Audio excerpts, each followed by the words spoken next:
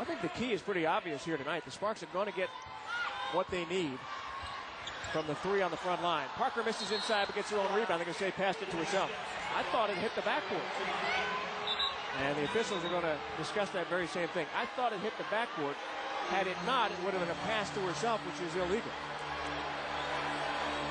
We'll take a look at it again. Well, she's so quick. Take a look. Goes to her left. Yeah, it does. They definitely care.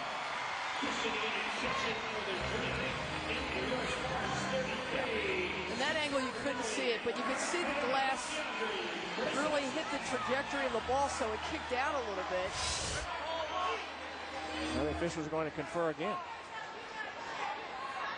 1:04 left on the clock. The Sparks will get the basketball back. LA on an 18-6 run in the last 6 minutes and some change.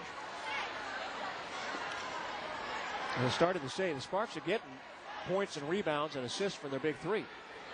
They've only gotten 2 points from their other 2 starters in this game and only 4 points off their entire bench, all 4 of those from Ferdinand Harris. I got to think once the draft comes around, they're going to be looking to wheel and deal for a shooting guard because they're going to need some complements in the backcourt.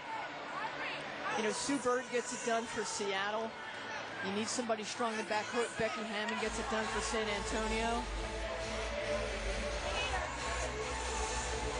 And obviously the officials checking whose ball was and how much time do we have left on the clock, getting everything reset, and the decision is it stays the Sparks ball. And Lisa Leslie had checked out. They're making her stay on the court. Kristen Haney was going to check in, so she's got to wait. And Marinelle Metters is trying to figure out what's going on, and she's talking with Benita Spence. How about Marinelle Metters? They get into the building just about 6:30, and she said, hey, we left in plenty of time. We hit LA traffic. We had no idea. Welcome to Los Angeles, yeah. Marinelle. We're not in Atlanta anymore. I remember being at an NBA All-Star game in Atlanta when that entire city was gridlocked. I know a little bit about it. Mika Johnson's in the game now, handling the basketball. Almost lost it. Leslie. Nice spin. Spencer with the rebound. Gonna take it back outside. Leslie on the block. Works inside on Terry. And we've got a foul. Boy, she had the move. She had the room. She's just being unselfish, and Lisa Leslie wanted to give it up. You're waiting for the power move to the hoop. In case you're wondering about this Atlanta team, their highest scoring game of the year was 101 points. An overtime game at Connecticut. They did back in June. Their lowest scoring game of the season was that game in Atlanta against the Sparks back on May 25th, 56 points. Lisa right now with 13 points, 7 rebounds. Trying to break that 55-55 tie. Nope, still stuck there.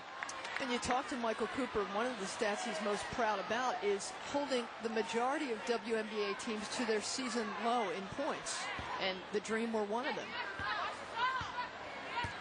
All right, Lisa now 7 for 9 from the line. And we're still stuck at 55. Offensive rebound. Parker had it. Loose ball, and we've got a foul or a kick. We call a kick by Haney.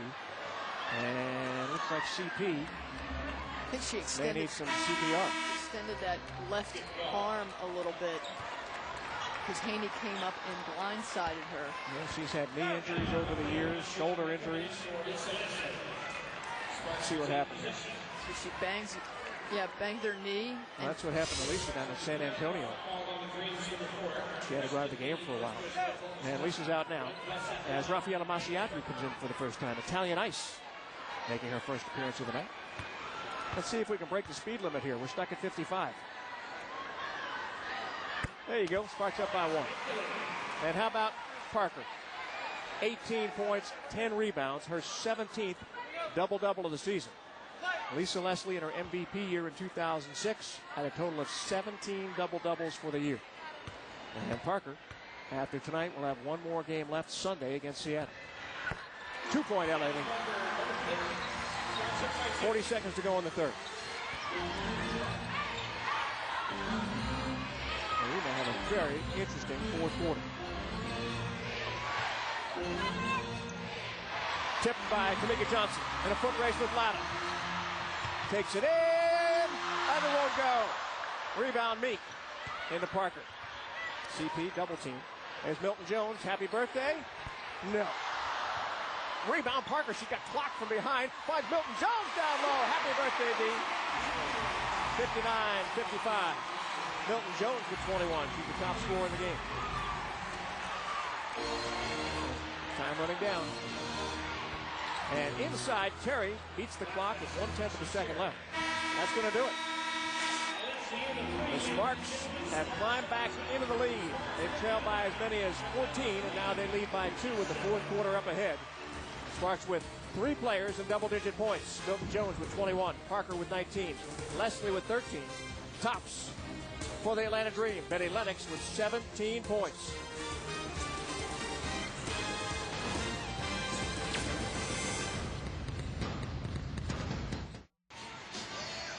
Well, they were down by 14, then they trailed by 7 at halftime. The Sparks have fought their way all the way back. They outscored Atlanta 24-15 in that third quarter. Candace Parker, your big 6'4" assist and playmaker. She has almost half the team's assists because she's got great court vision. She finds Alicia Milton-Jones, who again cutting to the basket, beats the defender, and she is the great playmaker. One of the things they said about her is she doesn't need to score to be effective, and it's because she's got great court vision, great anticipation, and a good distributor. And I'll tell you, the way Bobbitt has been playing, you got to say, hey, let's let Candace Parker handle the ball a little bit more. They've tried it at times this year. Candace would just as soon play on the front line, but there's no question that that may be in the future. Because when Michael Cooper looks at Candace Parker, he sees a female Magic Johnson, who came in and played 6'9" at the point guard spot, could do all those things, and really had a mismatch every time he stepped on the floor. Great point. Mashiad working against Haney. Out to Johnson. Milton Jones looks for a screen, tried to pass it inside. Terry broke it up, another turnover. 11 now against the Sparks. Well, the Sparks' biggest lead has been 4 so far. This is where they have to close it out, and they usually do that by setting the tempo at the very beginning of the quarter. And that turnover looked like confusion, but equally as confused are the Dream. 13 turnovers now against Atlanta. And keep in mind, earlier this year, one of the Sparks' biggest problems was blowing leads in the fourth quarter. They had terrible times. Had an 18-point lead against Phoenix here in the home opener and blew it in front of 11,000-plus fans. And it became a trend, which was very, very bothersome, to say the least. Sydney Spencer, two-pointer. They have been trying to get Sydney Spencer the ball off the screen the last 3 times down the floor. Parker coming from behind for the block. Boy, that was a big play. I thought Terry was going in for the layup. Parker in the lane. Mashiadri. Missed areas. She's had trouble shooting that 3 in recent games. Yeah, she had not found her stroke since after the Olympic break, and you'd love for her and Sydney Spencer to get hot. Again, a good international player who's best when she's away from the basket, has the great height, creates mismatches, but just hasn't found that stroke. 14 on the shot clock. Inbound for Sydney Spencer. Into Mashiadri. And tapped away by Haney. So another inbound coming up for the Sparks. Lennox coming into the game for Atlanta. Well, you give her the rest. Now she comes back, and you got to think if she stays out of foul trouble, she rides out the rest of this game, and they'll be going to her continuously to try and take this game from the Sparks. Nice bounce inside to Spencer, give the assist to Milton Jones. There's a little bit more to Sydney Spencer's game as she moves without the ball, and she basically finishes underneath the basket using that big height. There's Lennox.